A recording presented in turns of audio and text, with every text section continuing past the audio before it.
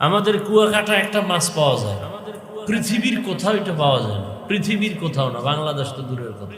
আপনি যাত্রাবাড়ি যাবেন, অভাব নাই ও মাছের, কিন্তু কুয়াকাটা যেটা আছে এটা নেই।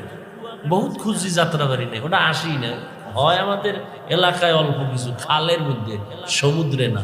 এটা সচরাচর সবাই বলে ট্যাংরা মাছ। কি বলে এদিকে? হ্যাঁ, ট্যাংরা কয়, কিন্তু কুয়াকাটার ট্যাংরা বাংলাদেশের কোথাও নাই। ওটা সম্পূর্ণ সাদা, পাঙ্গাস মাছের মতো সাদা, কিন্তু সুরাত টুরাত সব এই ট্যাংরার মতোই। তো এটা আর কোথাও নাই, পৃথিবীর কোথাও নাই।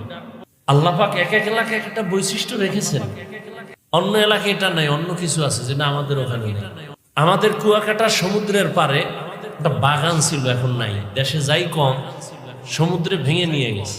ওই বাগানে একটা গাছ দেখছি, যেটাকে বাদাম গাছ বলে, সাধারণ বাদাম না, এটা দিয়ে আমরা ধাঁধা বানাইছি। বলতাম আগে ফল পরে তার আটি বা বিচি বলে, যেটা বলে। বলো তো কি জিনিস? আগে ফল পরে আটি পরে বিচি, এটা আবার কেমন ফল? কুয়াকাটার ওই ফল।